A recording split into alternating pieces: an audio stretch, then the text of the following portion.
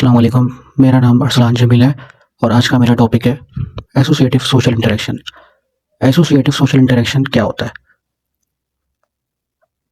Society जहाँ के बहुत सारे लोग मिलकर रहते हों, वो आपस में इंटरेक्ट करते हैं। इंटरेक्ट माने कम्युनिकेट करते हैं, बातचीत करते हैं, कोई भी एक्शन परफॉर्म करते हैं जिसमें दो या दो से ज़ायद लोग का बातचीत करना, एक्शन परफॉर्म करना, एक दूसरे के बिहेवियर पर असरअंदाज होते हैं। यानी आप कोई एक्शन परफॉर्म कर रहे हो तो आपको उसका रिएक्शन भी मिल रहा हो। आप किसी को सलाम कर रहे हैं तो बदले में आपको उसका जवाब भी मिल रहा है, या आप किसी से कोई सवाल पूछ रहे हैं तो बदले में वो बंदा आपको रिएक्ट कर रहा है, आपसे उसका जवाब दे रहा है आपको। तो ये कहलाता है सोशल इंटरेक्शन। अब ये रेसिप्रोकल भी होता है। रेसिप्रोकल माने दोनों तरफ से लोग इन्वॉल्व हों। जैसे कि आप फॉर एग्जांपल कोई टीचर आपसे सवाल पूछ रही है तो आप भी बदले में जवाब दे रहे हैं।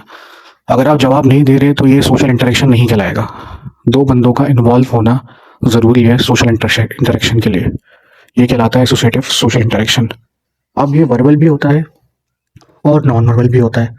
वर्बल यानी बातचीत के ज़रिए, ज़बान के ज़रिए लोगों से कम्युनिकेट करना, एंड नॉन वर्बल यानी कि गेस्चर्स के थ्रू या इशारों के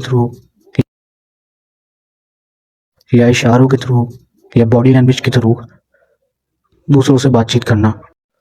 associative forms of social interaction की 3 टाइप्स होती हैं। Number 1 cooperation, number 2 accommodation, number 3 assimilation. Types of social interaction में सबसे पहले है हमारे पास कोऑपरेशन। कोऑपरेशन क्या होता है? किसी भी गोल को अचीव करने के लिए आपस में मिलजुल कर काम करते हैं, जिसको हम बोलते हैं कोऑपरेशन। इसमें लोग मिलजुल कर काम करते हैं और कलेक्टिव बेनिफिट के बारे में सोचते हैं।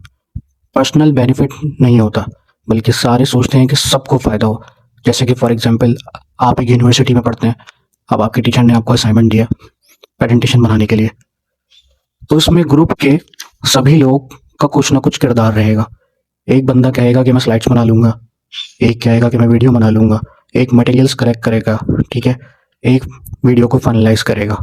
तो इस तरीके से मिलजुल कर काम करने को कोऑपरेशन कहा जाता है। कोऑपरेशन की 2 टाइप्स होती हैं, एक direct cooperation, number 2 indirect cooperation. Direct cooperation क्या होती है? डायरेक्ट कोऑपरेशन ये होती है एक साथ काम करना, कोई भी एक्टिविटी, यानी कि फॉर एग्जांपल कोई टीचर एक साथ सब बच्चों को एक ही क्लास के अंदर लेक्चर दे रही है, ये डायरेक्ट कोऑपरेशन कहलाती है। फिर है नंबर 2 पे इनडायरेक्ट कोऑपरेशन। इनडायरेक्ट कोऑपरेशन ये होता है, इसमें गोल एक ही होता है लेकिन हर एक को अलग अलग टास्क दिया जाता है। तो इस तरीके से लोग, काम तो एक ही है, इनडायरेक्टली सब कोऑपरेट कर रहे हैं आपस में, लेकिन टास्क अलग अलग दिए गए। किसी को बोल दिया गया, जैसे मैंने प्रेजेंटेशन की एग्जांपल दी थी, किसी को वीडियो बनाने के लिए दे दी, किसी को मटेरियल इकट्ठा करने के लिए दे दिया और किसी को वीडियो फाइनलाइज करने के लिए दे दिया। अब काम एक ही हो रहा है, सब मिलकर प्रेजेंटेशन ही बना रहे हैं, लेकिन इनडायरेक्टली कोऑपरेट कर रहे हैं। ये इनडायरेक्ट कोऑपरेशन कहलाता है। अकोमोडेशन। अकोमोडेशन कहलाती है ऐसे लोग जिनके कल्चर्स, ट्रेडिशंस एक दूसरे के साथ मिलते नहीं हो, वो लोग एक दूसरे के साथ एडजस्ट होने की कोशिश करते हैं एक ही सोसाइटी के अंदर। जैसे कि फॉर एग्जांपल आप एक यूनिवर्सिटी में या स्कूल के अंदर पढ़ रहे हैं, आप स्टूडेंट हैं, अब वहाँ पर मुख्तलिफ़ किस्म के स्टूडेंट्स हो सकते हैं। कोई बलोची होगा, तो कोई सिंध से बिलोंग करता होगा, तो कोई पंजाबी होगा। हर किस्म के कल्चर्स के लोग, रिलीजन के लोग वहाँ बिलोंग करते होंगे, मगर सब साथ बैठ के पढ़ रहे हैं, एक दूसरे को समझ रहे हैं, एक दूसरे के साथ एडजस्ट हो रहे हैं। Types of accommodation. Number 1 compromise, number 2 arbitration and consolation, number 3 tolerance, number 4 superordination and subordination. Types of accommodation में नंबर 1 पे है हमारे पास कॉम्प्रोमाइज़। कॉम्प्रोमाइज़ क्या होता है? दो पार्टीज़ हैं, उनमें इख्तलाफात हैं, बट उनको एक साथ मिलकर कोई बड़ी बिजनेस डील करनी है जिससे उनको आगे जाके दोनों को फ़ायदा होगा। तो उसमें एक बीच का रास्ता निकलता है जिसे हम कॉम्प्रोमाइज़ कहते हैं। वो बीच का रास्ता ये है कि आपस में वो सुलह कर लें, अपनी अना को मार के, अपने फ़ायदे के लिए ही सही, तो वो वक्ती तौर पे अपने आप को एक प्रोफेशनल काम के लिए ही आपस की चीज़ों को बर्दाश्त करें, और एक कॉम्प्रोमाइज़ का रास्ता निकलता है जिसे हम बीच का रास्ता कहते हैं। वो कहलाता है कॉम्प्रोमाइज़, यानी कि सुलह कर लें, जिसमें उन दोनों का अपना फ़ायदा है। नंबर 2 पे हमारे पास है आर्बिट्रेशन।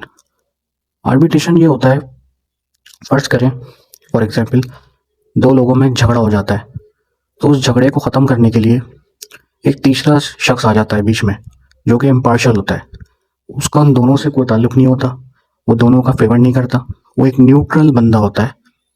वो दोनों की बात सुनता है, उसके बाद एक डिसीजन लेता है जिसको दोनों लोग एक्सेप्ट करते हैं।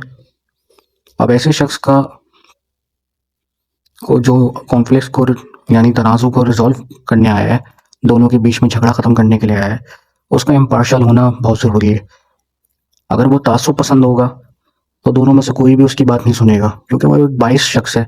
वो एक तासुब पसंद है तो फिर वो अपने बंदे को फ़ेवर करेगा, तो उस बंदे को तासुब नहीं होना चाहिए। जो भी इस चीज़ को, एक झगड़े को या किसी भी मसले को रिज़ॉल्व करने आया है, ऐसा प्रोसेस कहलाता है आर्बिट्रेशन। नंबर 3 पे हमारे पास है टॉलरेशन। टॉलरेशन क्या होता है? इसमें कोई सेटलमेंट नहीं होती। इसमें आपने करना होता है बेसिकली इग्नोर या अवॉइड। कोई भी मसला आने पर आपने उस चीज़ को इग्नोर करना है या अवॉइड करना है। इसमें आप एग्जांपल ले लें एक हस्बैंड वाइफ की। अब एक हस्बैंड वाइफ है, मैरिड कपल है, तो अब उनकी शादी तो हो चुकी है। अब जो उनकी कुछ चीज़ें हैं, जैसे ज़िंदगी की एक गाड़ी है, वो तभी चलती है जब एक दूसरे की चीज़ों को आप बर्दाश्त करेंगे, इग्नोर करेंगे, और कुछ चीज़ों को अवॉइड करना पड़ता है। तो इसके बगैर काम नहीं चलेगा। इसको हम कहते हैं टॉलरेशन। सुपर ऑर्डिनेशन एंड सब ऑर्डिनेशन ये होता है, ये एक हमारी लाइफ का हिस्सा है। जैसे कि आप घर में रह रहे हैं तो आप अपने वालिदैन के मातहत रह रहे हैं, अपने पेरेंट्स के मातहत रह रहे हैं, वो आपके हेड है, आपको उनके ऑर्डर्स को फॉलो करना है। इसी तरीके से फॉर एग्जांपल आप एक पॉलिटिशियन हैं, या फिर आप एक रियासत में रह रहे हैं, एक कंट्री में रह रहे हैं, तो कंट्री का एक प्रेसिडेंट है, आपको उसके रूल्स, रेगुलेशंस और ऑर्डर्स को मानना पड़ेगा। इसी तरीके से आप कोई जॉब कर रहे हैं तो आपको अपने बॉस का ऑर्डर, उनकी बात माननी पड़ेगी। ये कहलाता है सुपर ऑर्डिनेशन एंड सब ऑर्डिनेशन। एसमिलेशन। एसमिलेशन ये होता है जैसे कि अलग अलग जगह के लोग एक दूसरे के साथ रहकर एक दूसरे की चीज़ों को अडॉप्ट कर लेते हैं। जैसे कि पुराने वक्त के अंदर जो महाजर तबका था, फॉर एग्जांपल जो हिंदुस्तान से माइग्रेट कर कर या पाकिस्तान में आकर बसा था एक ज़माने में, तो शुरू से वो लोग जब हिंदुओं के साथ रहे तो उनकी रस्मात वगैरह बहुत सारी चीज़ें उन लोगों ने अपना ली।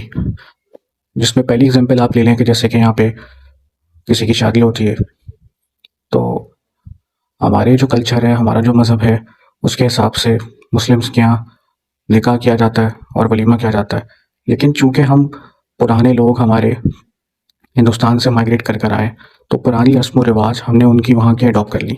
जैसे कि मेहंदी, माइयों, ये सब हमारे कल्चर का हिस्सा नहीं है, लेकिन अब ये हमारे कल्चर का हिस्सा बन चुका है, क्योंकि सब चीज़ें हमने वहाँ से अडॉप्ट की हैं जो हमारे पुराने लोग करते चले आ रहे हैं बड़े, हम भी वही सब चीज़ें कर रहे हैं। तो ये थी एग्जाम्पल एसिमिलेशन की। हर्डल्स एंड एसिमिलेशन एक कॉम्प्लेक्स प्रोसेस है और ये बिल्कुल भी एक आसान प्रोसेस नहीं है, क्योंकि मुख्तलिफ ममालिक के लोग, मुख्तलिफ ज़बान के, कल्चर के लोग के साथ, जगह उन लोगों के साथ रहना, उनको बर्दाश्त करना एक पेचीदा अमल है, जिसमें एसिमिलेशन के अंदर कुछ अमल ऐसे हैं जो कि एसिमिलेशन को आसान बनाते हैं, यानी कि जुमशदगी को, और कुछ अमल ऐसे हैं जो कि उसमें रुकावट पैदा करते हैं।